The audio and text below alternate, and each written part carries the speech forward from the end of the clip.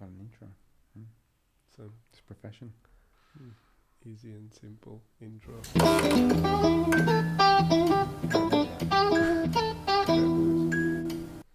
Okay, Dean, thanks a lot for coming.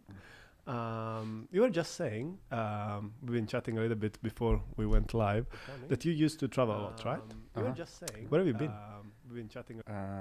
Where have you traveled? Well, I mostly go to Germany or England or Canada or America. It's usually isolated to those because I'm normally collaborating with people who speak English. But the plan is to broaden it a little bit.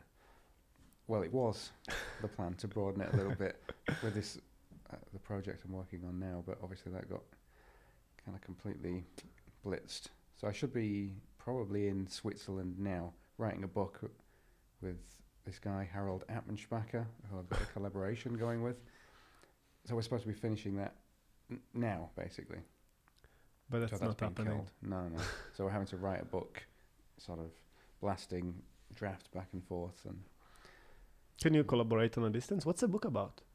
The book is it's a little bit different than usual. It's on something called dual aspect monism. Please elaborate. And the deep structure of meaning.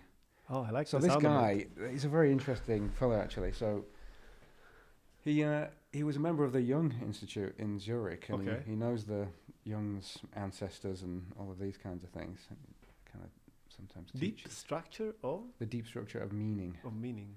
It's finding theories of physics that have a place for meaning, basically. So dual aspect monism is. So there's usually this idea that there are two kinds of thing in the world. There's minds and there are matter, right? Yes. And then this is supposed to generate this hard problem of consciousness, right? How, if you've got two things that are so very different, are they supposed to interact? Presumably, if you want to, change the properties of matter or move a piece of matter, you need something made of matter. So how is mind and matter, how are they interacting? So that's one of the problems. The other problem is, how is a piece of matter, which we think of as just, this inanimate stuff, how is it supposed to have something like this feeling that we get, the subjective feeling of being conscious?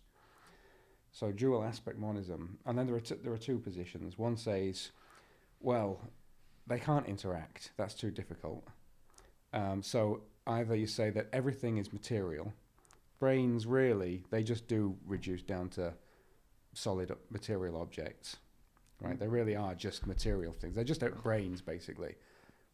Having a mind is just having a brain. So that's material. That's like the reductionist, the standard scientific reductionist viewpoint, right? There's nothing special about them. There's nothing ghostly or weird. It's just matter.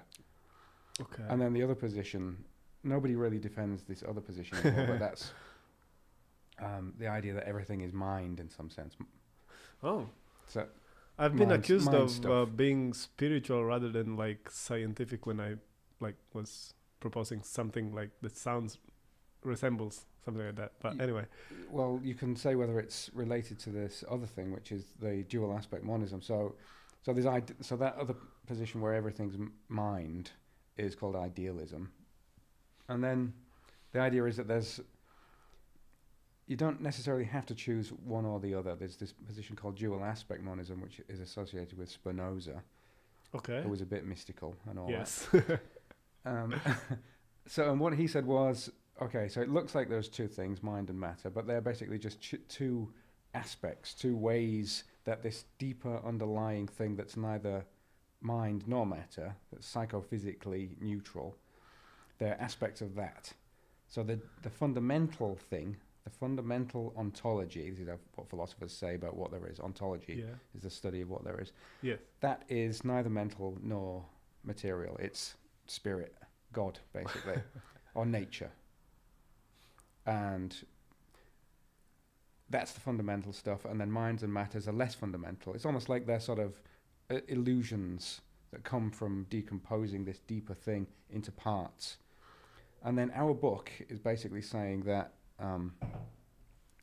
in physics, we can find like a bunch of proposals by, not by crackpots, by proper decent physicists, David Bohm and John Wheeler and Wolfgang Pauli, which seem to have something like that position in mind. And in each case, it's necessary to have the mind, the subject, and the matter, the object.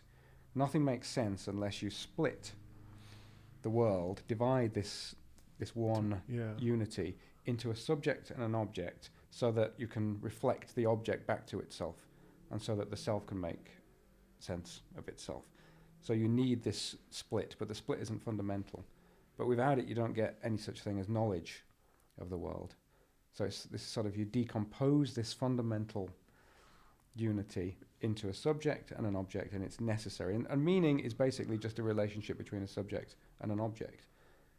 So you can find these viewpoints in, as I say, we look at 3 different approaches to this. And one was by Pauli together with Jung, with Carl Jung. Oh, fantastic. They had a collaboration. I don't know if you know about that.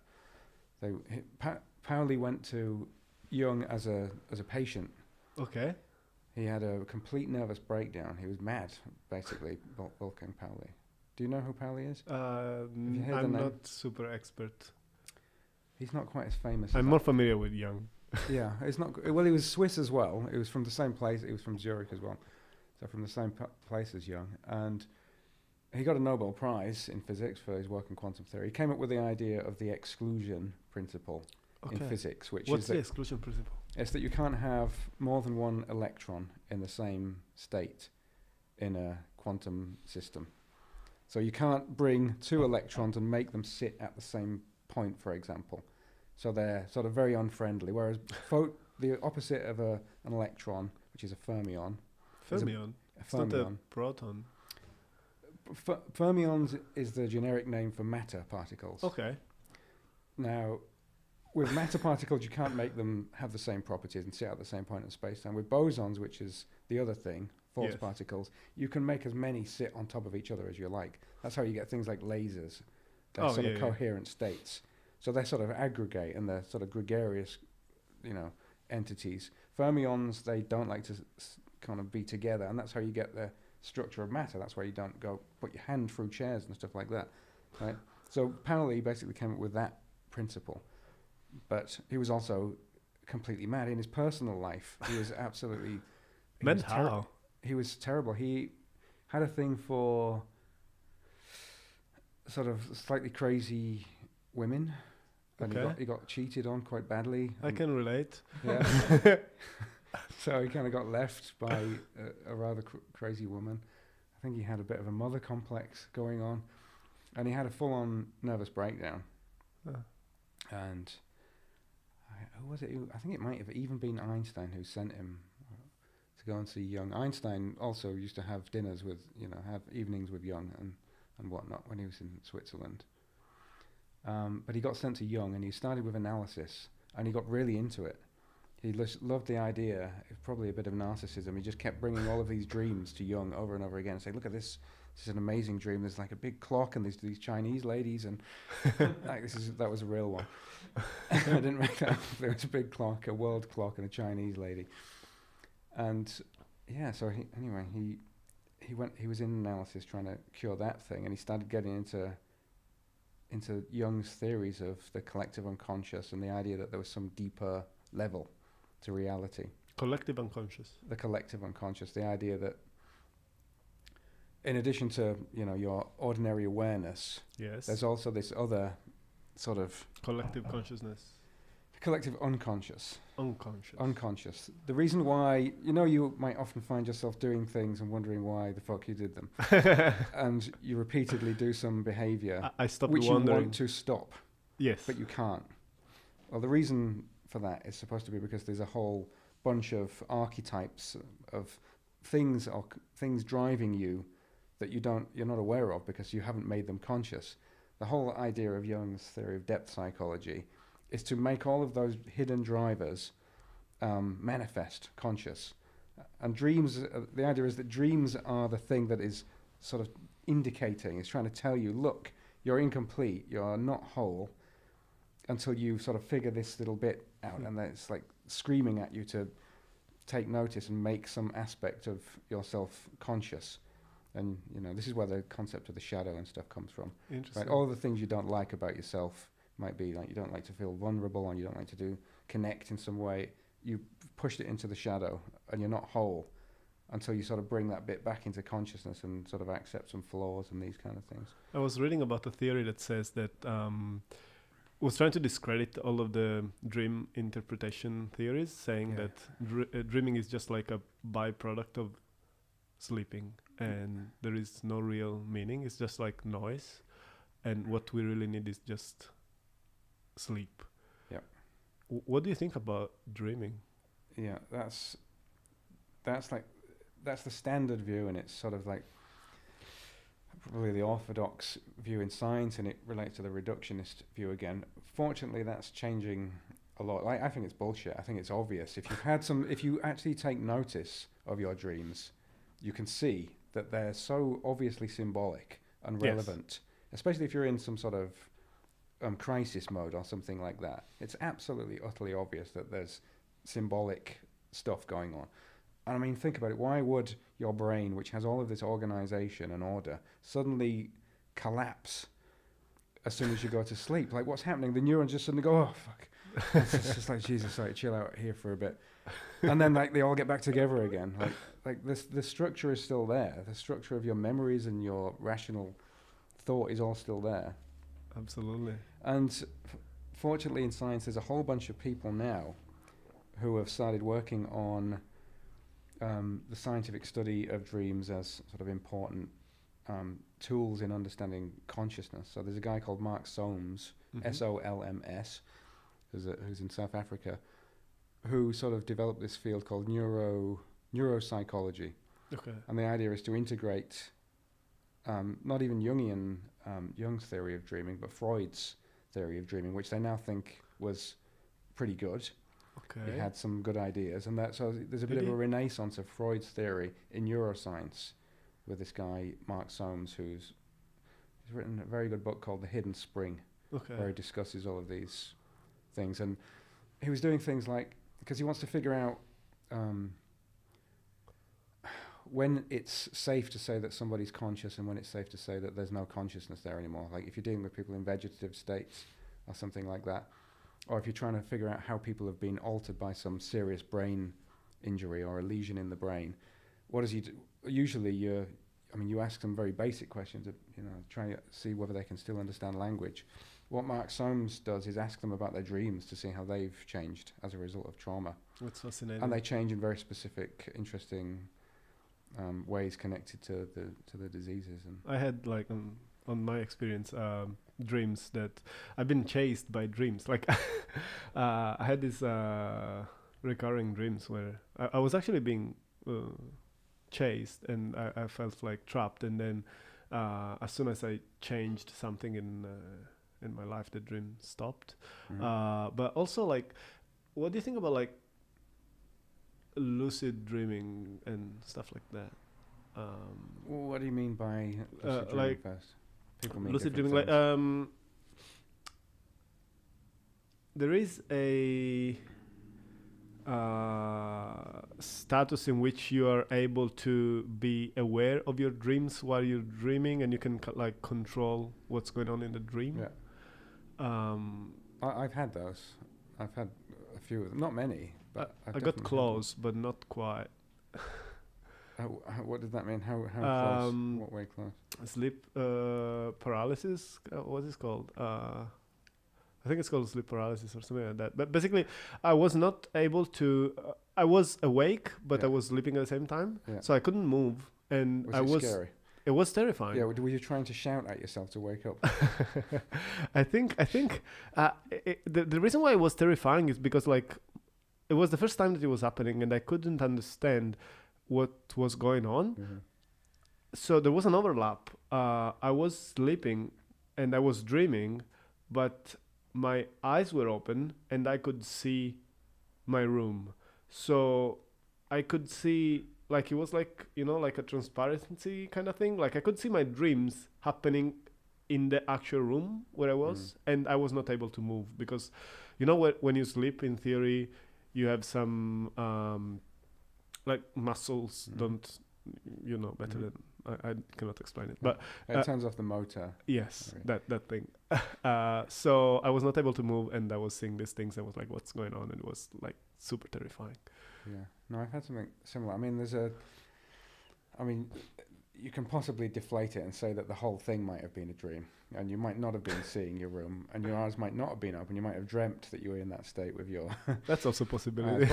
But I think I've had a similar thing. Like when I was at university, I was a little bit mad when I was at university in terms of sort of working to extreme levels, and I tried to see how long I could go, just to see what happened to my thoughts. I tried to keep myself awake for as long as possible. Oh, that's extremely dangerous. Well, I didn't know that at the time. So I got to 5 days of no sleep. Wow. And it was quite interesting actually. The thoughts do change a bit. You do genuinely go a little bit mad, and your thoughts become a little bit more lucid, and you notice a bit more connections. It's a little bit schizophrenic, to be honest. I've done 48 hours. That was my. Well, you'll sort of get the beginnings of it at 48 hours of like holding longer thoughts together, longer series of thoughts and whatnot. I often do 48 hours when I'm finishing a book. Actually, Oh, you still do lots of phases of 48 hours. Yeah, to hold some elongated thought. What do you think together. about polyphasic sleeping? What is that? I've never heard of that.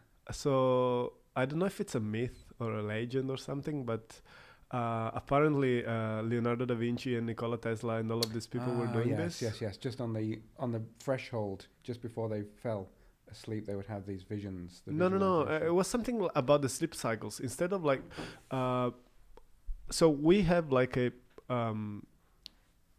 sleep cycle that is like you sleep for 7, 8, 9 hours, then you're awake for like the rest. But they were doing this. They were adopting. Yeah, this. Basically, I think the ratio was 3 hours awake and like 40 minutes of like power nap. Yeah. Forever. Yeah. And this way you get much more wake time. Yeah. But it's kind of so you fall straight into REM phase. You entirely skip deep sleep, which is not healthy as well. And in theory, if you do like heavy physical activities, it's definitely not recommended because like your body needs deep sleep to regenerate. But apparently it's super good for your like brain power. Yeah, they did it on the Manhattan Project, the atomic bomb project. Yes. They were experimenting with all sorts of theories on sleep. Yeah. I think quite a lot of academics have probably tried to do, like mad academics who want to just juice as much as they can out of the day have tried all sorts of things.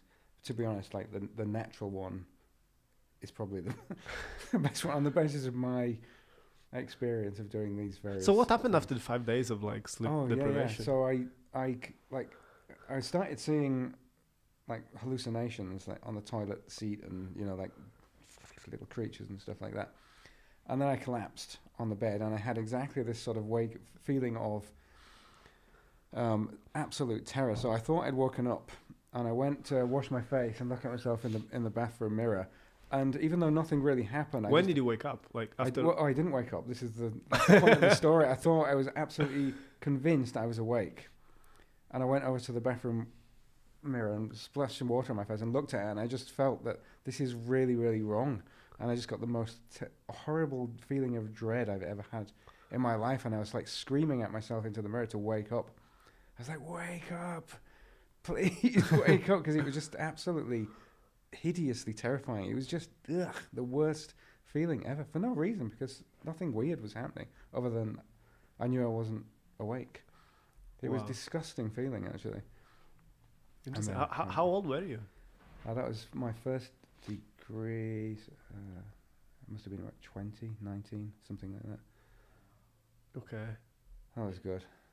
It was kind of good in an interesting way. I'm glad I did it. Were you keeping records of your like experiment or? No. It wasn't quite as serious as So that. what was the goal of that? Like what were you trying to figure out or discover? Just to see what curiosity. Yeah, just to see what happens to thought.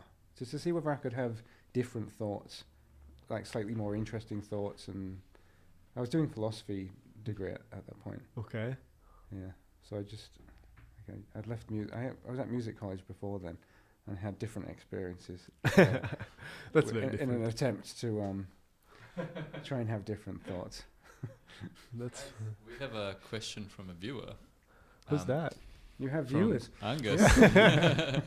Why are you surprised? This is a legit thing. Is AstroTraveling real in your opinion? Question mark. Astral traveling. I don't. Not in my opinion. I can't imagine how that would be. It depends how you define it. Everything depends how you Yeah. how you define it. I assume it means that you're traveling in your mind whilst not traveling in your body, but that kind of assumes that there's a separation between the mind and the body, which I'm kind of not agreeing with. That the whole business of the thing I mentioned earlier, the dual aspect Yeah. theory, says that they are one and the same. They're literally identical. They're two aspects of one and the same thing. So it doesn't really make sense to be traveling with your mind without there being a body that goes alongside it. That's sort of it.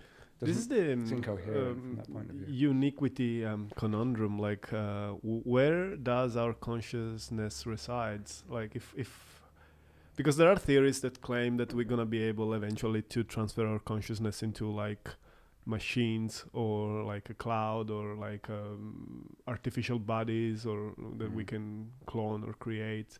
But then what happens to the like original one? Who's us then? And like what happens to the other one? Like is it like a split in duality, and how does that work?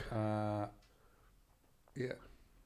Okay, I mean, I don't think it really makes sense to say transfer your consciousness into another thing. What you can do is produce another piece of matter that has a subjective perspective, and maybe even your memories. Yes. And all of these kind of things. It's quite clearly not going to be you, because it hasn't had the history, the life history, or any of those.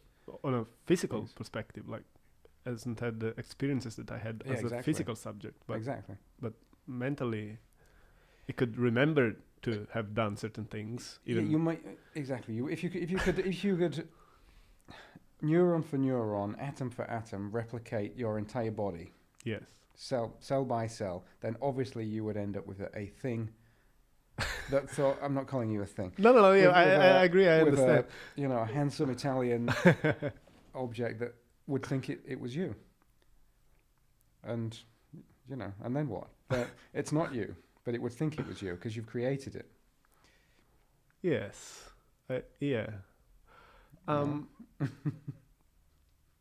Why do you think it's not possible to transfer consciousness? Because again, it goes back to the dual aspect thing. You cannot separate. You can't separate. I mean, basically, I can look at you, or you can look at yourself in two ways, right? You can look at your body and look at your hands and think, okay, this is an object here. That's the outside view, right? I'm an object. There you go. My hands follow the laws of physics and all of these kind of things. They're not violating anything like that. Or you can look at it from the inside perspective, and you can feel like, oh, I'm moving my hand, actually.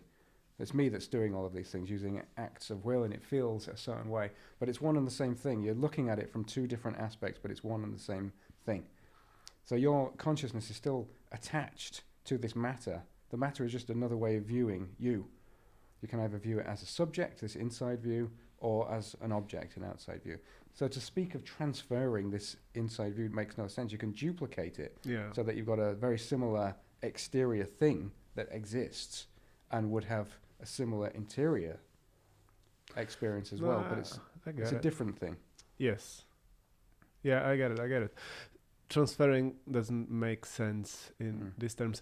I mean, if you read stuff like Sapiens, for instance, basically all humanity is reduced to a mere biological machine. There's nothing else. But the counter argument is reality is a projection, so nothing really exists, but it's just us creating it as we go, and it's subjective. And that makes matter meaningless in a way. because it's like how we perceive matter. It's not like what it really is. You know what I mean? That sounds a little bit like Immanuel Kant. Please no. No. Absolutely not. You've got some German tendencies in there. You realise. No, I'm extremely pragmatic and rational. I like to say. I like to believe. My favorite philosopher is actually Wittgenstein.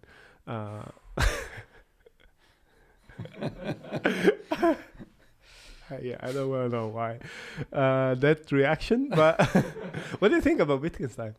All right, I liked his early stuff actually. Oh yeah, absolutely. I mean, the second part doesn't make any sense. Oh, that's good. The Okay, language, no.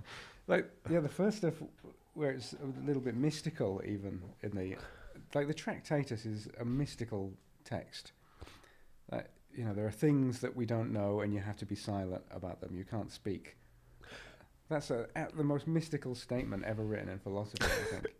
It's very I don't know nice. if I would call it mystical, but I totally agree with it. Like, if you don't know about things, just shut up. But there are truths about reality that you can't formulate linguistically or conceptually. That's what he's saying. That's mysticism. That's like the definition of mysticism. Is there are things beyond what you can formulate using language and whatnot. You have to just experience them directly or something well, like that. we might be close to a breakthrough in that. What do you think about neural link? I don't know what that is. What is it? Elon Musk is developing this new technology. Ooh. You never heard of it? No. So basically they're putting chips in brains. Okay. And the idea, so the reason why they started is they're trying to fix the problem of like people who have lost an arm, or like they're paralyzed. I know what it is. Yeah. So they can control like a prosthetic robotic limb with just their brain. Yeah. But then they realized, I didn't know that was Musk actually, but yeah, okay. they're experimenting on pigs, I think, at the moment. Last updated I saw. But the theory and all the speculation and all, like, they realize that if you can control a prosthetic arm with your brain, eventually you're going to be able to control, like, your phone, and you don't need your hands to text anyone. You can just, like, think about texting somebody, and you can actually be telepathic in a way. Like, just through machine, you become, like, a sort of, like, this cyborg that needs the cloud to communicate, and everyone is going to be connected to the point where you actually don't need language anymore. Because if you can bypass language and you can transmit your thoughts, because we used to think that, what do you think about this? Like, we're so used to think, we're so used to language that we think in terms of words, but we actually don't. Like, our subconscious doesn't use words. Then we convert, we translate, and if we can communicate on that, like, previous stage, on a more primitive level, I don't know whether it's fully possible. So the neural link, nothing of this. The neural link idea. So you have to train a certain set of cells. You over and over again. You kind of train a certain group of cells to move left to the chip, basically. So, or move right, or grip, or something like that. That's what you're doing. You're training a group of areas. So you can even think of a elephant, right? And then from now on, elephant means clench fist. Oh yeah. When I think of an elephant, clench fist. I was trying to teach my dog to sit when I was saying pillow. just it would work. And like anything would work. It just needs to be the repetition trains the set of very Pavlovian approach. Yeah. So that's one thing. That's sort of a way of controlling. The idea of beaming sort of conceptual thoughts and ideas to other people is very different, because I can't really view that in the same way as this neural link thing works. The neural link seems to work very differently from the next step of beaming actual content to other people, because your content is going to be very different from my content. Absolutely. The way I represent some idea or think of some object is completely different. Yes. So I'm not sure it's possible. I think there might be an in principle impossibility in doing it, but I'm not sure.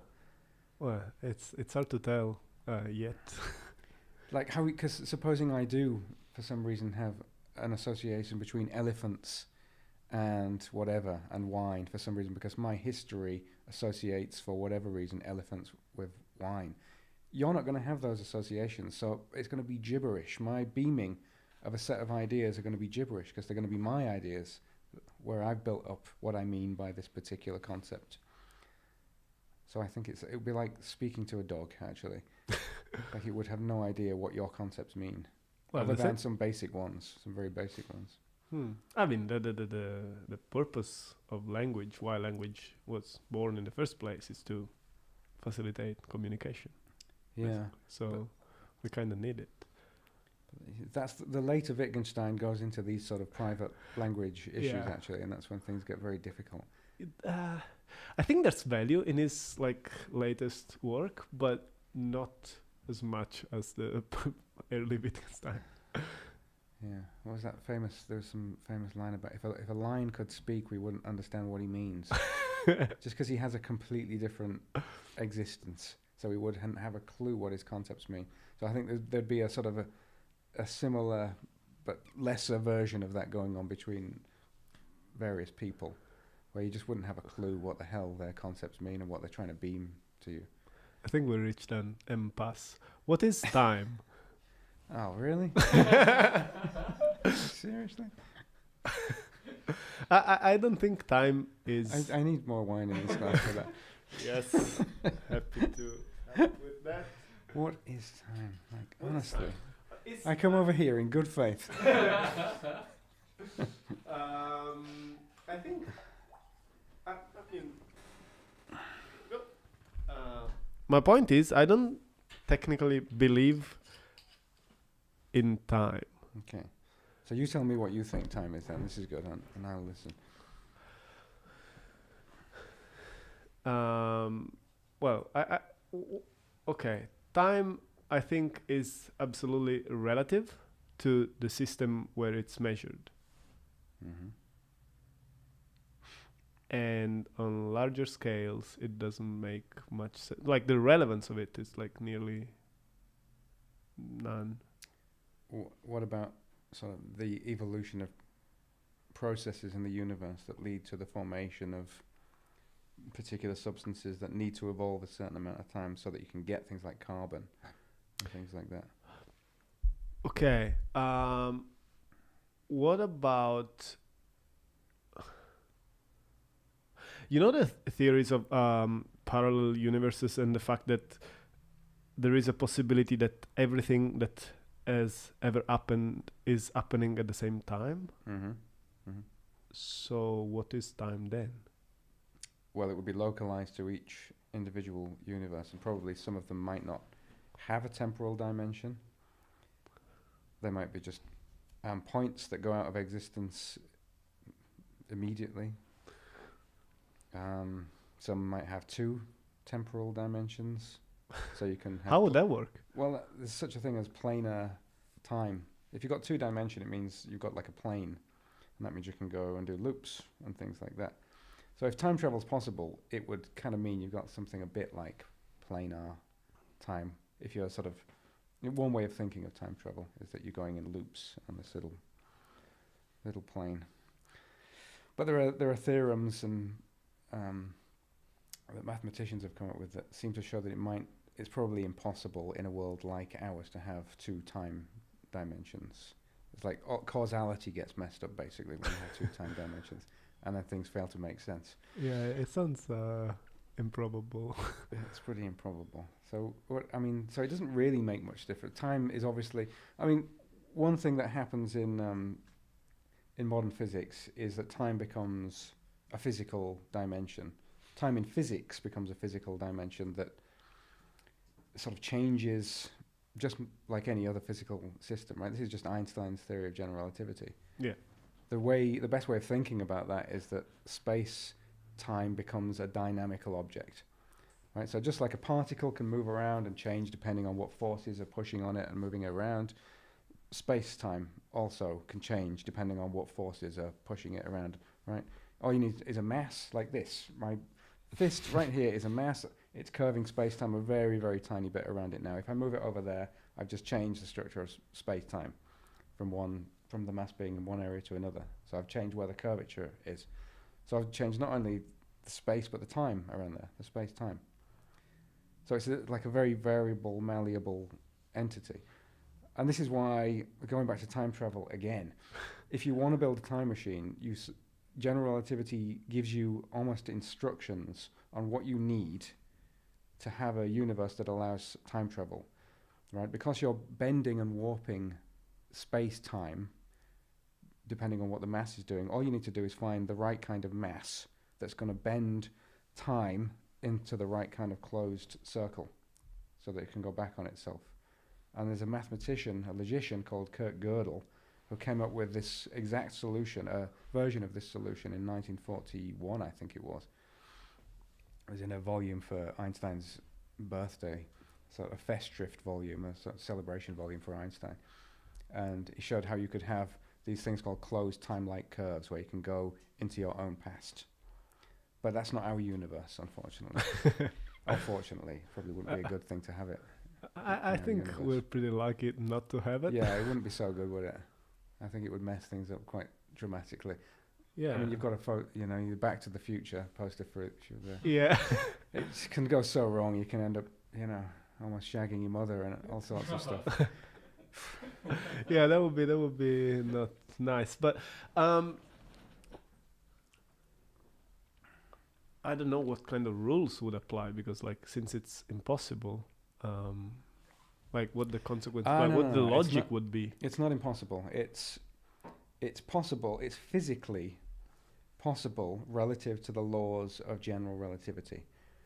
What Gödel did, this logician Kurt Gödel, was provide a solution to the equations of general relativity, which means this is a possibility, a nomological possibility is how philosophers call it, a real physical possibility of there being a world with time travel, which is true relative to Einstein's theory. It's just that the matter in our universe isn't the right kind of stuff. So there's people, there's like crazy physicists who come up with ideas where there's a guy, Kip Thorne, he got the Nobel Prize actually recently for the gravitational detection of gravitational radiation. And he has a great book called something like Black Holes, Wormholes and Baby Universes or something like that, where he details exactly the kind of materials that we almost might be able to produce to be able to make a little wormhole that would be usable as a closed time-like curve where you could do time travel. Do you think it's a matter of time? No. It's too improbable. And the wormholes have a tendency to pinch off and close themselves up. So you couldn't get anything through it. You couldn't send anything through it. That's paradoxically, if time travel was actually something that humanity would achieve eventually, wouldn't we have it already? Because they could be traveling back. Yeah. So that's like exactly where are all the time travelers? It's like Fermi's paradox. Yeah. Like where are all these time travelers? Well, they might be around. You never know. I might be one. I might just be pretending. Yeah, and I'm an alien. Yeah. Life beyond Earth. Mm-hmm. Mm-hmm. I'm all for it. Okay. Does humanity need, as a species, to move beyond Earth to survive?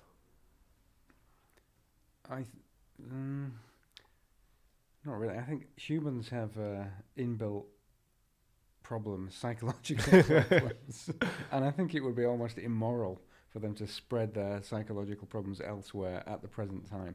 I think they need to fix themselves first, and then they can spread it nicely rather than spreading shit all over the universe. That makes sense. Imagine giving guns to people in like the 300s. Like it's just like, eh. It doesn't make any sense. I'm like, seriously, what have we done to this planet as it stands? But that's the point. Like that's the virus theory. Like we're not gonna become any better than we are, so we need to just go to another planet and destroy that one as well, and then keep moving. Exactly. There's a book called, I wish I could remember the guy's name. The book's called Unfit for the Future, basically.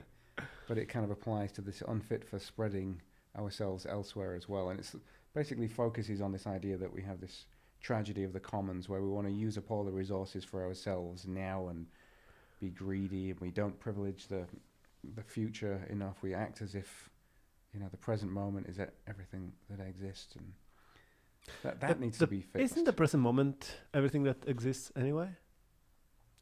Well, it might be, but it's also the place where we create what will exist. Yes. Basically. I mean, so I've written, this is what people do on podcasts. I've actually written a book, but it doesn't have a publisher or anything yet. Oh. On exactly this kind of issue. So it's called, what is it called again? Life's Too Short for Long Books. But like one of the things it looks at. When are you going to publish it? I've no idea, because I was going to self-publish it, but I don't think I'm going to now. So I'm going to see what I can do with it. Okay. But anyway, it's not anywhere yet. But one of the things that I discuss is this idea of a disease of time. Interesting. So I think all humans have a disease of time. We privilege the present, and economists have noted it for ages. It's called hyperbolic discounting. The further ahead in the future we look, the less we value it.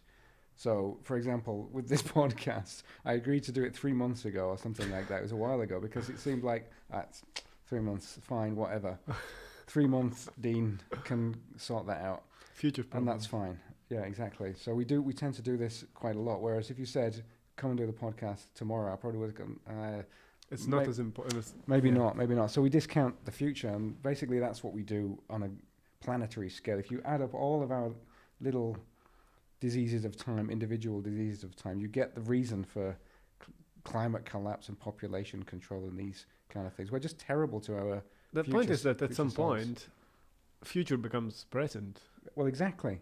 We are creating our future's present and the future's past, basically. So if you know, so this is the point I was going to make is the solution is to precisely see the present moment as the thing that you use to create the future that you want. Yeah, and then you can carve it like a sculpture. Basically, you can do exactly what you want with it. There's constraints by the laws of physics and by whether you've got enough money to do a certain thing, but in a very large way, you can carve an interesting, nice future where you're not shitty to your future self and other future selves. And the problem is people don't have enough of a vivid conception of that particular future. They don't feel like they have any control over it. I think that's part of the problem. Because it's not something material. It's not something tangible. But it was. All you have to do is look at your present self now and look back at the past and realize that this now was created by a series of actions that were physical. Yes. And that's all that's going to happen again. You're going to perform not a bunch. just physical, though. It depends whether you're a dual aspect theorist.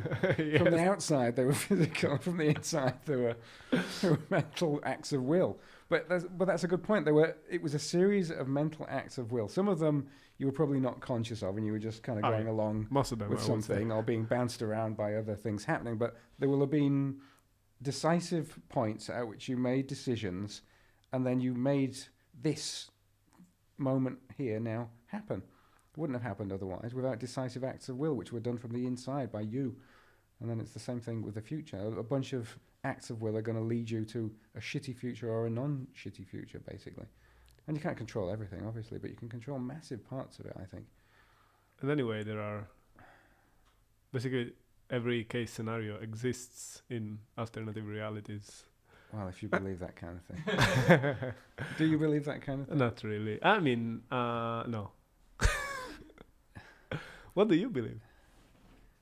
You know, it's not completely crazy. Like I think the best reason for believing it is it's about the only decent explanation for why the world is as it is, exactly this way, with these laws of physics and whatnot.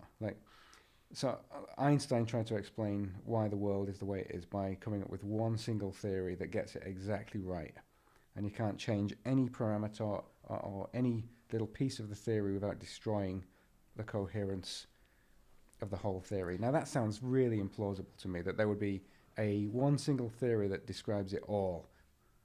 I think it sounds way more plausible to me to think that there's loads of possibilities And this is one of them. And then you do the anthropic principle, right? The reason why we find ourselves in this one is because, well, we wouldn't be here if there weren't these laws. Because if you change the laws a bit, you wouldn't be able to have complex structures clumping together, and you wouldn't have the Pauli exclusion principle would be falling through objects, and we wouldn't be able to survive. So if you have a whole bunch, this big ensemble of universes with all possible combinations of the laws of physics and the constants of nature, we're going to be in there somewhere, and we're going to be in one that's like this, because we have to be, because we can't survive in any of the others. In any of the others, yeah. It's like Max Tegmark's. Have you heard of Max Tegmark? No. This physicist, he has this thing called the mathematical universe hypothesis. What does it say? So it's the multiverse hypothesis taken one step more extreme, where not only does he include all possible physical universes, he treats all these universes as mathematical structures. So he says there's an ensemble of all possible mathematical structures, and we are a mathematical structure. We're just one that has these properties. And the thing about mathematical structures is that they're necessary. Their existence is necessary. Like mathematical truths and structures exist for all eternity. So that's why the universe exists as well, because it's necessary. It has to exist because it's a mathematical structure. Necessary to what? Just that you can't deny the truth of mathematical principles and laws without contradiction. Wasn't Einstein that was a bit, I want to say, surprised when the Schrödinger experiment, and like the fact that like in quantum physics, you can explain it much better than I can, but the thing is, when you measure, you know what I'm talking about. Mm-hmm. Like it changes the result. Mm-hmm. Yeah. Can you like? I'm really curious to understand if I get it better. Like, it was an argument he had with Niels Bohr. Yes. So, and it's often misinterpreted actually. So because he said this thing, God does not play dice, everybody says, he didn't like probabilities or something like that. That's a complete misinterpretation. Your version is the right version, which is that what he didn't like was the fact that there was some special status given to observers where they're almost involved in the creation of facts about reality. So he famously said, "Is the moon there when nobody looks?" Right? It's like is the tree there? The tree falls. So is the moon there when nobody looks? Einstein thought it was ludicrous to think that the observer had any role in whether something's real or not. So he was a realist, basically. Yes. He was a realist. He thought that there is a way that the world is independently of humans. Absolutely. Niels Bohr's version of quantum mechanics, it's often called the Copenhagen interpretation, but that's like a complex issue, figuring out what that thing is. But what Bohr thought was that you don't have facts in the world, you don't have reality as such until you've established it in an experiment and made it a fact and stamped it with a publicly communicable result, basically. So you need an observer. It's the thing I mentioned earlier, right? You need an observer and an object, the observed, to make sense of knowledge of the world. Yes. And provide meaning. It's a little bit different in Bohr's interpretation because it's almost as if there's sort of this weird ineffable realm when you're not looking at the world. The world is in some weird hazy state where it's not quite actual. It's in some potential state. And then you make a measurement, and then this thing called the wave function, which describes the state of a quantum system, collapses. So at one point, when you're not looking at it, it's in this weird superposition. This is the Schrödinger cat thing, right? It's the state, it could have two peaks. Your little wave function could have two peaks. Cat alive, cat dead. Obviously, quantum mechanics says that it will generically be in that state when you're not looking in the box. We know we never see both alivey, deady cat things. So what must happen is that there's this next process which involves the measurement, which collapses it onto one or the other. So you've got this double little wave function thing, alive, dead, and then you make a measurement and it goes, poof, okay, it's definitely dead or it's definitely alive, and then that's the establishment of a fact. And then Bohr thought that the observer was somehow creating the facts. So the human doesn't necessarily have to be human, but when you've got like an irreversible record of something happening, that's only when you have facts about the world. And the theory is that the other case scenario happens in an alternate reality. Well, that's a very different interpretation. That's Everett's interpretation, the many worlds interpretation. Yes, many words interpretation. So, did you know that Hugh Everett's son is Mark Everett from the Eels, by the way? No. He is. Oh. And a lot of his songs are kind of about this weird shit. You can hear him. There's some very funny tapes where Hugh Everett, who came up with the many worlds interpretation, is getting pissed in his living room with this guy Charlie Misner, who was a really good general relativity guy, like seriously, ridiculously good. And in the background is Mark Everett playing on the drums, and they're just kind of getting drunk talking about quantum mechanics on these recordings. But anyway, so Everett is the student of somebody I'm writing a biography of. Okay. Another book I'm writing is the biography of John Archibald Wheeler. It rings a bell. He came up with the black hole idea, and he came up with wormhole concepts and all of these kind of crazy ideas. He was but he also did like serious work. He did the fission paper with Niels Bohr in 1939 that led to the bomb.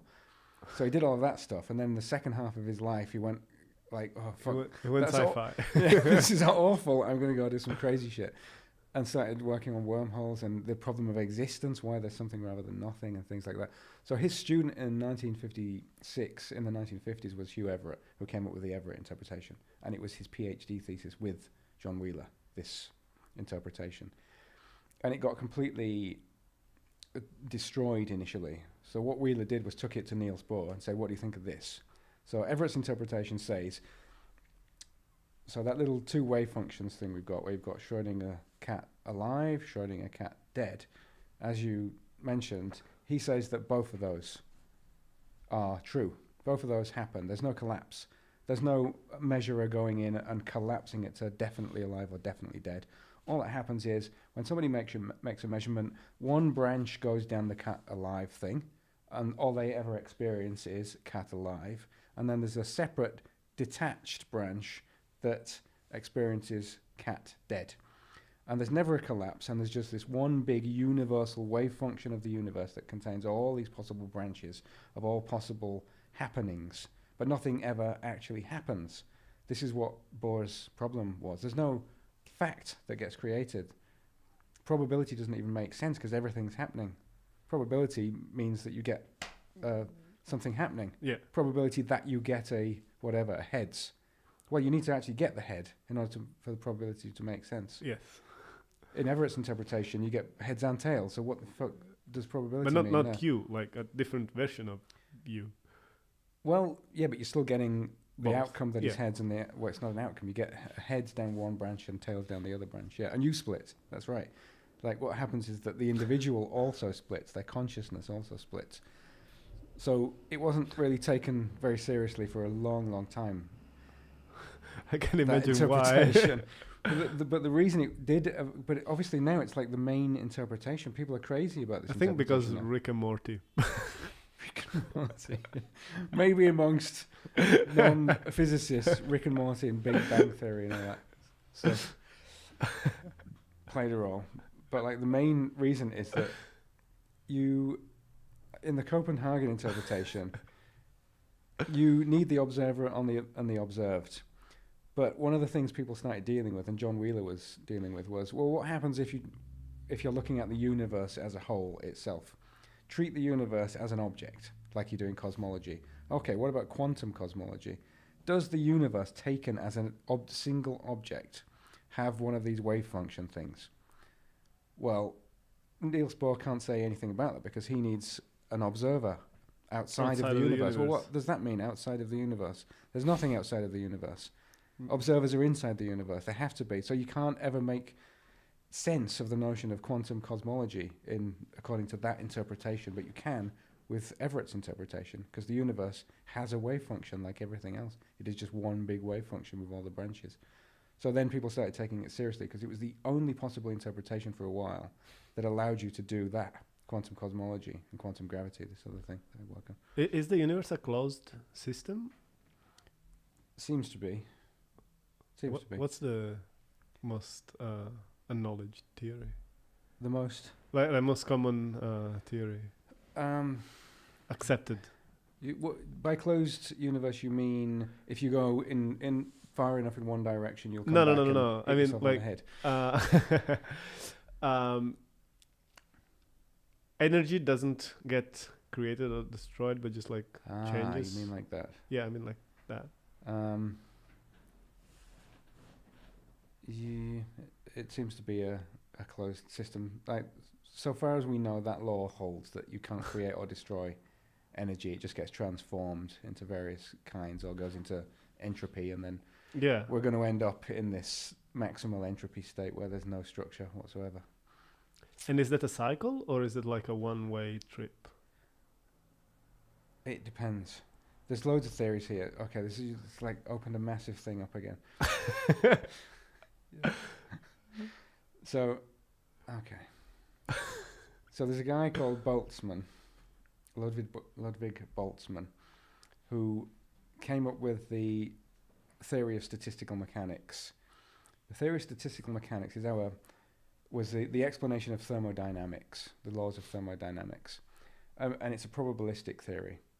So it says that, so we have the second law that entropy always increases, right? Yes. His way of thinking about that was that it's more probable for there to be disorder than there is for there to be order, basically. It's the more probable situation. So we're going to expect there to be disorder and higher entropy in the future. So, okay. Now, his theory is that, I mean, it involves the idea that the universe is a closed system, and there's sort of like a finite number of possibilities in the system if you've got a closed system.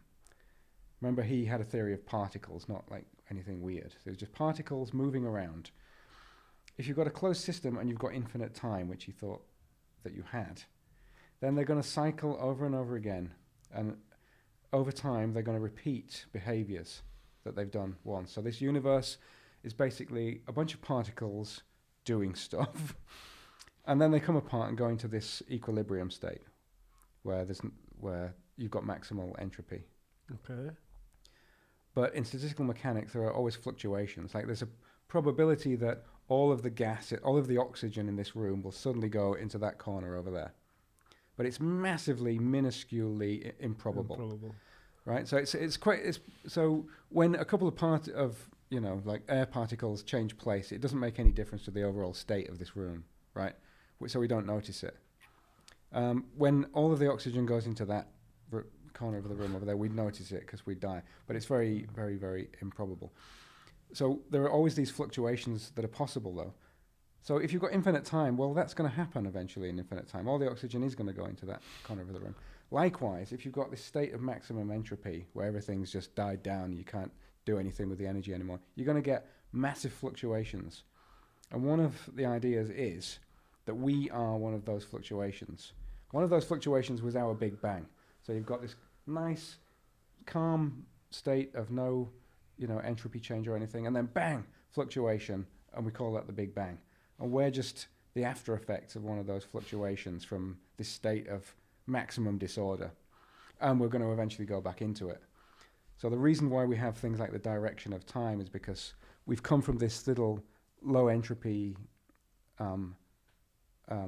past where this fluctuation happens, but we're going to go ahead. We're going ahead into higher entropy again. And that sort of describes the direction of time as well. And it will happen over and over again according to this theory. So there will be like an eternal recurrence, like Nietzsche's theory. I don't want to, yeah. That probably wasn't particularly clear, but it's hard to explain. No. It does make sense. Yeah, Nietzsche's... anyway. I mean, there are tons of versions of cosmologies where there are cycles. Yes. People are obsessed with cycles. I like cycles. Who doesn't like a good cycle? Cycles feels natural. Like I think it's a comfort zone. Yeah, exactly. We always see, the lunar cycle and so it's kind of natural to think that the universe is going to go through this birth, death, and rebirth. And John Wheeler actually came up with a version where you have the Big Bang and then the Big Crunch, and then he thought that he had his own multiverse theory, where at the Big Crunch, the universe forgets what just happened because it's now the laws of physics get reset, space and time cease to exist, and then They cease to they exist. cease to exist. Because remember, space and time are part of the system in Einstein's theory. Yeah. Right? As it comes for the singularity, you're creating space and time. If you've got a big crunch, it goes back to this singularity, and as it's going back, it's taking space and time back with them. Okay. Poof, and then we go back to this point. And then John Wheeler thought that there was a reprocessing that happens at that singularity, and then poof, it goes again.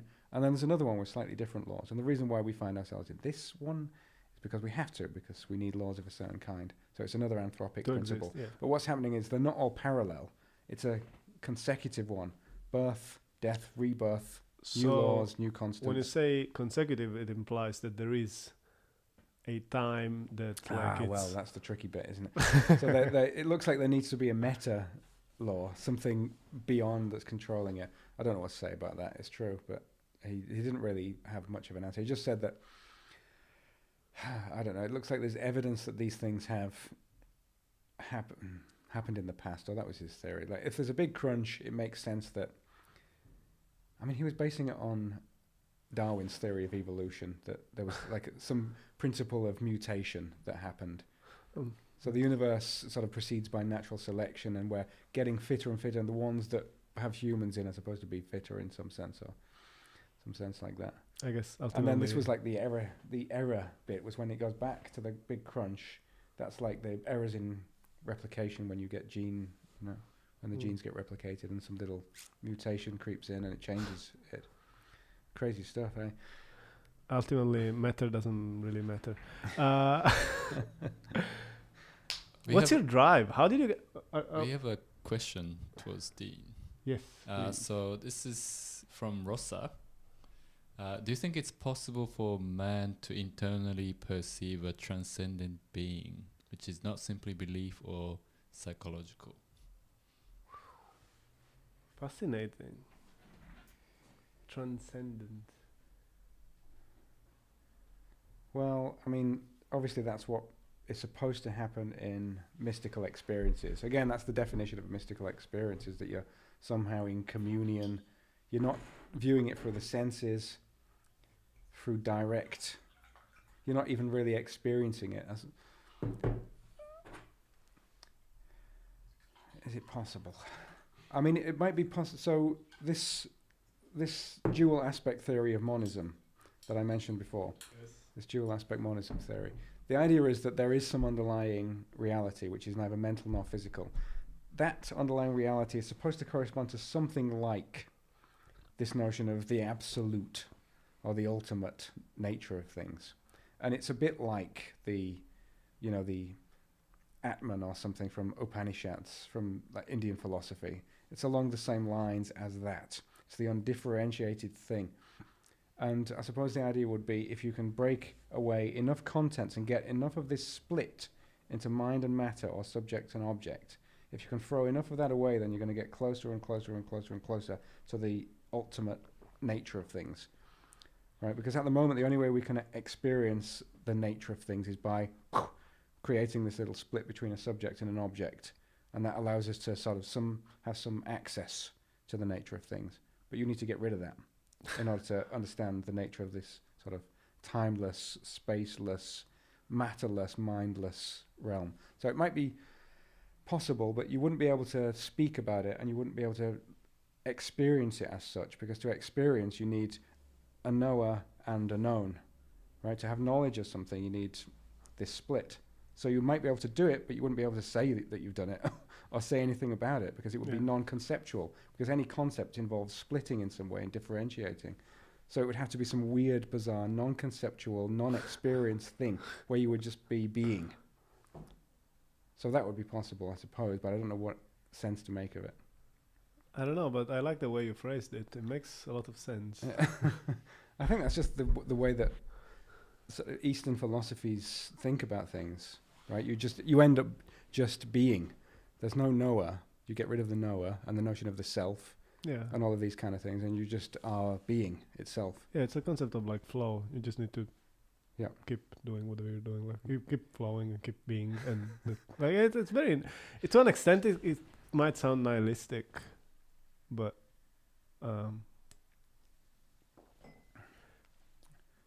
I don't know. I'm not sure it's nihilistic. I think it's probably the exact opposite of nihilism. You're saying that. Well, if nothing is everything. You're saying we are all one thing. Yeah. All of these splits, all of these divisions are fake. They're sort of things that we have to use, devices that we have to use to know anything, to know little aspects of the. Nihilistic when nothing and everything, they coincide. Nothing in the sense that you're getting rid of all concepts. Sort of like structure. Yeah. That's good question, though. Actually, I like thinking about that particular issue. And what's what's the result of all of that thinking? Well, the result is that you would have to eradicate the notion of experience and knowledge. You can't know it. You can't know it, but you can be it, sort of thing. It's good. I mean, it's amazing. Like some of these old Eastern philosophies, they're fantastic. I've been so another project I'm working on.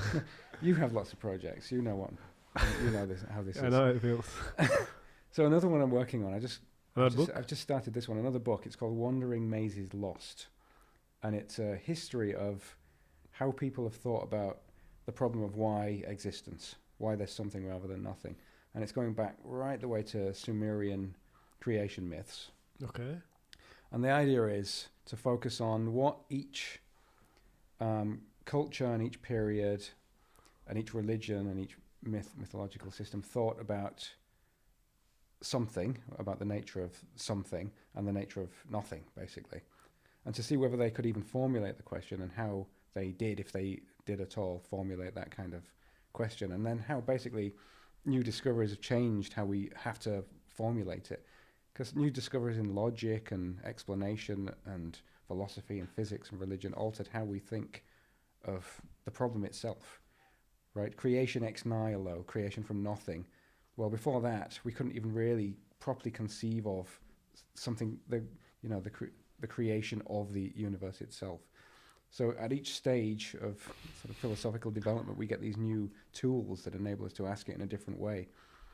And then ultimately, the problem with that is that we end up seeing that it's probably unsolvable because we're always going to be limited by the concepts that we're using, which will always change. So there's almost like a pessimistic conclusion that comes from it, right? We've changed over and over our concepts of something and nothing and what it means to explain in the first place, right? Why is there something rather than nothing? That's a question. Question means that it requires an explanation, and our concept of explanation has changed even. So one answer that we give now, we might be very satisfied with ourselves and think, yes, I've solved the problem of why there's something rather than nothing. Here it is. And then 1,000 years down the line, they're saying, well, no, your somethings are not our somethings and your nothings are not our nothings. And we don't explain things like that anymore. So it's like this is why it's called Wandering Mazes Lost. This is a quote from William James about this problem. Like, we're never going to get out of this maze, I don't think. It's an unsolvable problem. I love it. What's your drive? Why? Like, most people are not. It's scary to think of unintelligible things to most people, like fear of unknown and all of that. Why?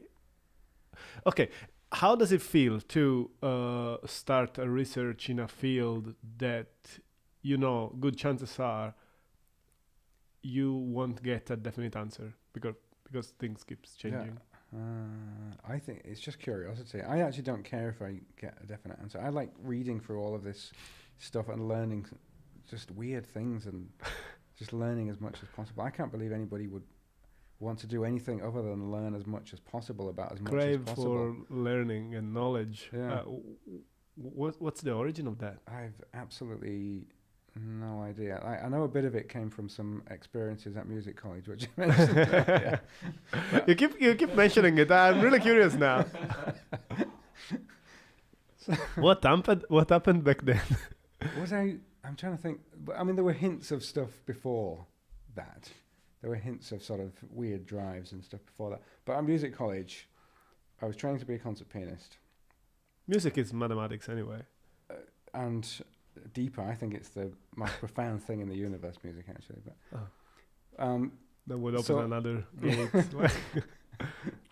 Anyway, so obviously I did some LSD. Oh, you wrote you wrote a book about music, and did you? I've given talks on it. I gave it this.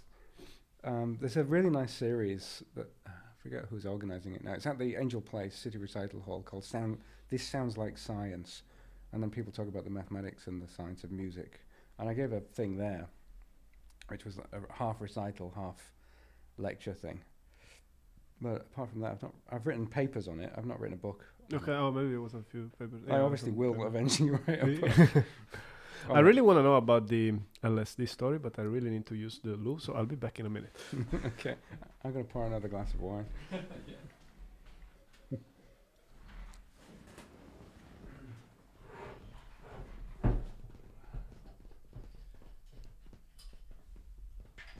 So when was this music school? Like, how old were you, and where was it in the world? It was in London. Uh, I was 17. That's good, Which yeah. is not a good age to be cast adrift into London with musicians. It was bound to result in some terrible tragedy. Wild times. My God, I did so little actual work there. It was shocking, actually. But you have learned a few things from there. I did. Well, it sort of formed the basis of my entire career, to be honest. Oh wow. Yeah. And I'm getting back to the piano stuff again now. Oh, that's great. And sort of second half of life. It just took a while. I had to just do a quick detour over some other things. And you have any other events planned for the future, like music and? Just little recitals. Okay. I think I'm going to start. I mean, the COVID thing killed everything. I did that recital just before COVID hit, and I had visions of like, wow, this is great. I'm going to start doing these all over the place, and then it just completely squished it. But anyway, it's all right. It will eventually, once we develop a vaccine that doesn't cause blood clots. That seems like a little longer way, right?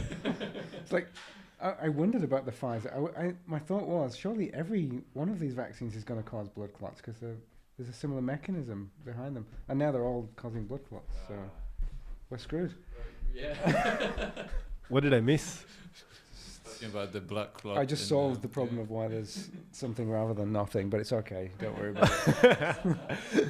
I was actually about to ask you when we were talking about like how reality might be just perception. I was about to ask you about drugs. So yeah, LSD.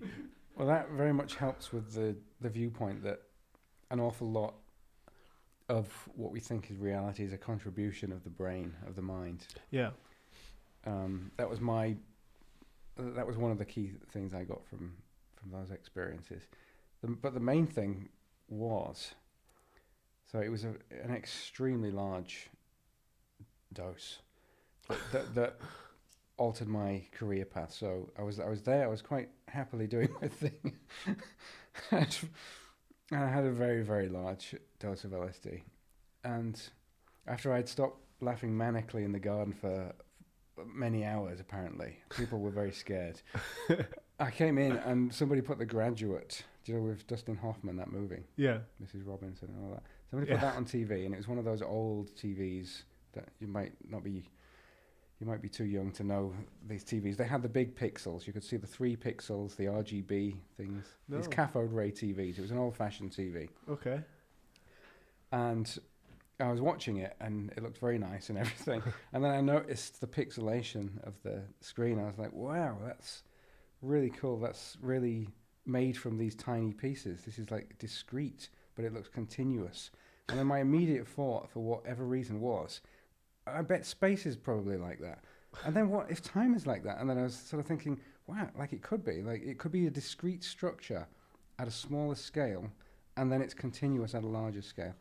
And then I was off basically, and then I was just thinking about space and time for, well, that's it now basically, forever. It was from that one little thing on the TV. It just kind of clicked something in my head. I was like, bloody hell, that's incredible. Space and time. And then I started thinking about space itself, just how weird it was. Space. It's like the equivalent of a goldfish finding its water weird. sort of thing. It was just like, what is this stuff? What the hell is it? Like, it's all around me, but what is it? And then that was it. And then I went to a bookshop the next day, bought a book by Bertrand Russell, which was a really good choice in retrospect, Problems of Philosophy. And I read that, and I was just like, it's just the most amazing thing I'd ever seen. It's just like, what is this thing? 'Cause I didn't even know what philosophy was or anything. I was just like, this is unbelievable. And yeah, there was excitement for years, actually. I'm getting excited I can see thinking that. about it. It's It was fascinating. so good. And then I changed my degree and went and did philosophy the next year. Beautiful. Yeah. There's a theory, I can't remember the name, but basically it says that like instead of like going wide, it goes in depth into micro dimensions. I don't know if I'm explaining it right, but basically there is no end and everything is cyclical in how everything is like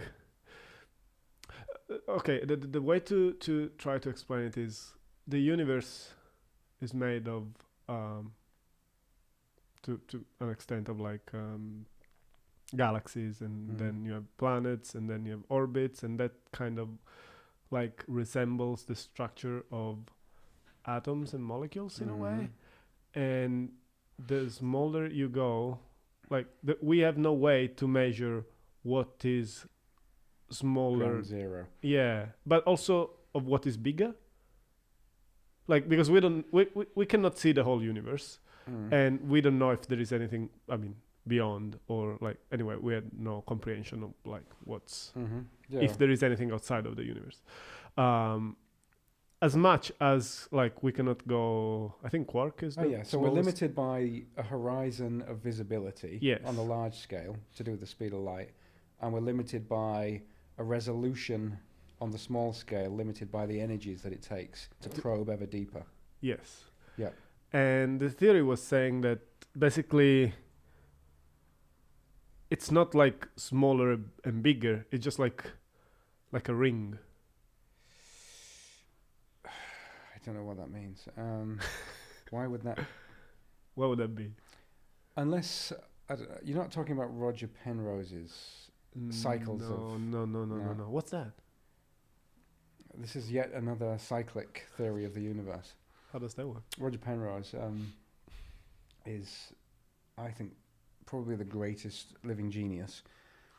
He did some work with Hawking. He was in that terrible Stephen Hawking movie, and somebody playing Roger Penrose did it in a very bad way. The Theory of Everything? Yeah, that one. Yeah. But he's got this theory. Oh, by the way, do you know those Escher pictures where you follow the waterfall around and it never ends? Yeah. He came up with the design for that, the impossible object, with his dad, Lionel Penrose, who was a eugenicist. Anyway. And his brother is also a genius physicist, and another brother is a genius chess player, grandmaster. Do you play chess? I hate it. Anyway, what was I saying? Okay, so Roger Penrose's cycles of time. So the idea is that, so at the end of the universe, remember we were talking about this thing where at the end everything loses its energy and it goes into this sort of equilibrium state. Yes. So Penrose says, look, everything becomes photons essentially at the end. It's just radiation. And the thing about radiation, about photons, is that they're massless, right? That means that they have infinite range, basically. Mass is connected to the range that the force can act. And light obeys this inverse square law, right? The famous inverse square law.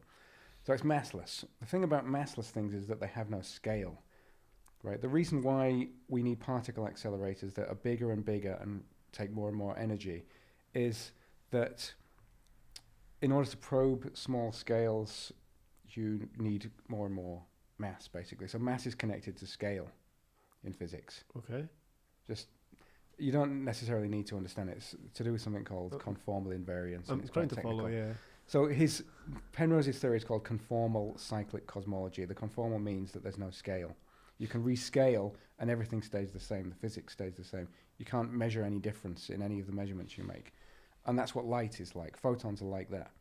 You could make everything, if everything was made of light, we could double some things and we wouldn't be able to tell. We wouldn't be able to detect the difference as we've rescaled it, because there's no mass. You need mass.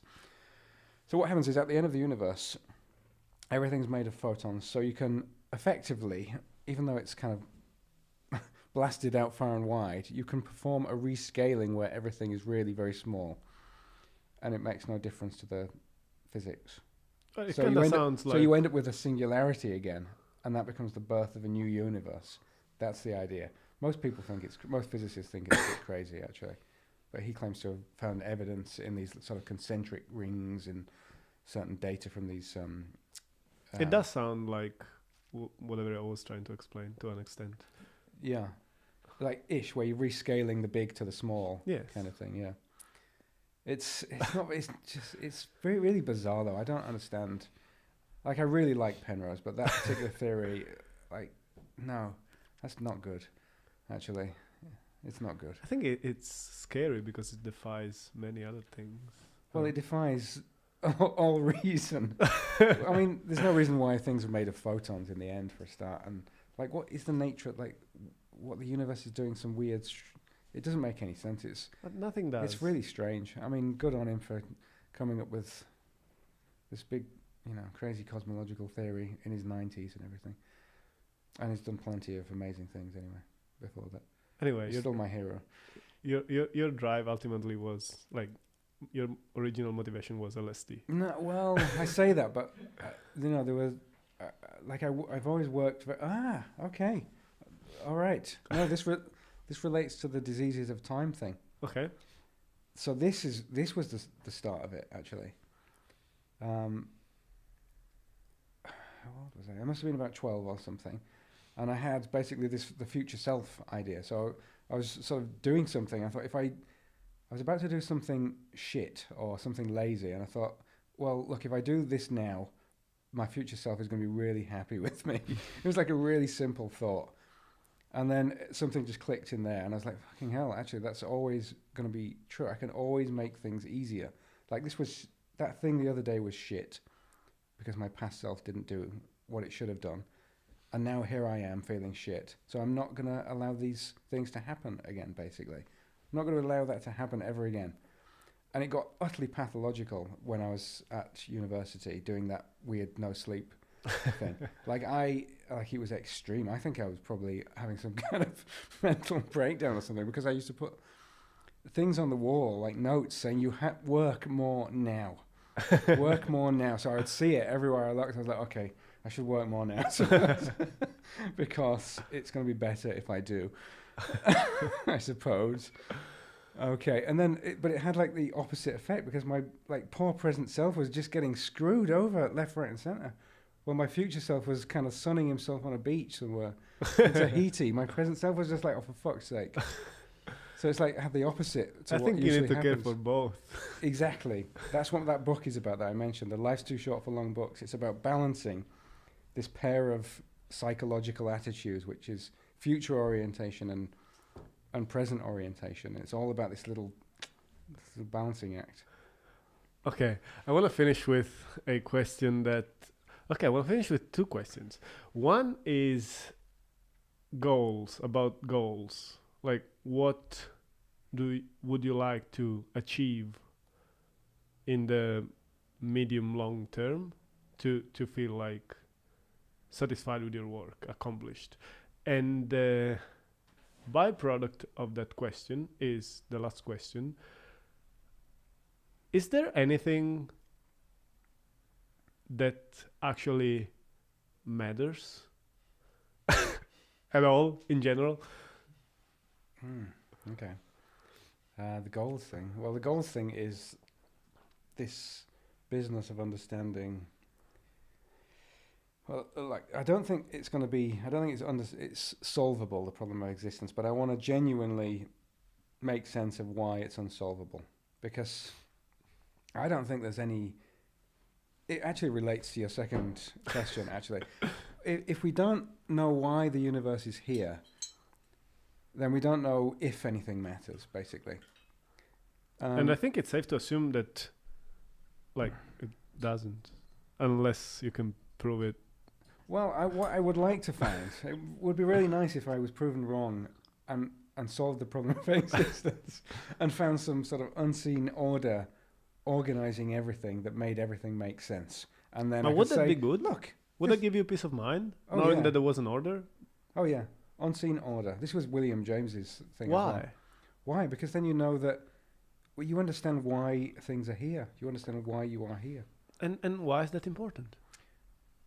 Because otherwise your projects don't make any sense whatsoever. And why is that bad? I think it's bad. See, yeah, but why? I mean, why to make sense of things is important to us? Like what? I think we're creatures of meaning, basically. It's what we are. Are we? We're meaning engines. Yeah. Look, you accept the view that a lot of what you see is a projection.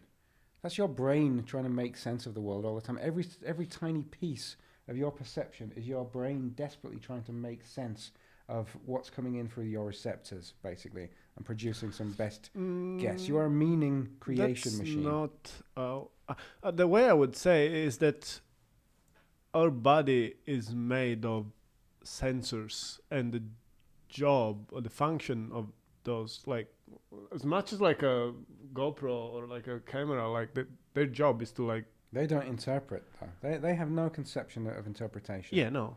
It could just be a random patch of whatever on there. You make sense of things. Well, everything we try, but everything in your visual field comes with some overlay of meaning. Everything's being interpreted. Everything in your visual field that's coming in is being interpreted. But that could be the same. Like if you give enough like AI to well, that's machine. Good. In that case, then it's a meaning creation machine. If you can give enough AI that it can interpret and have a perspective on the world and separate itself out and be self-aware to know what it's doing, then fair enough. Then it would also appreciate my work. We have no idea what we're doing. That's the point. We don't know. We have no idea what we're doing. So we're the same as a GoPro. Well, unless you try and solve it and figure it out. Okay. So as we speak, there is no difference between me and that camera there. You said that. I say that because I think that energy and matter are the same thing.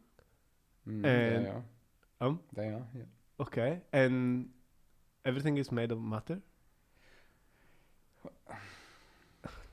Well, that's okay. This is your view. You can say your view. That's not my view, but yeah. Okay, no, please contradict me. Like, I want to understand. I know. Like, my view is that everything is not made of matter. Okay. Everything is made of something that you don't know what it is because it's hard to access it. Because the only way we can access it is by using concepts like matter and mind. Oh, yeah, the thing that we started with. Mm-hmm. Yeah. That's what I want to understand. Okay. Well, yeah, it's nice. It's a modest goal to understand, the meaning of existence. You've got to have some small... Fantastic. You're giving me perspective. Like, I might start thinking that I actually might not be the same as the camera over there. That would be good. I would, I thought I was. My whole life. Okay. Thanks. I think we can finish on that. That's fascinating. Isn't everything the same? Everything is the same, like everything.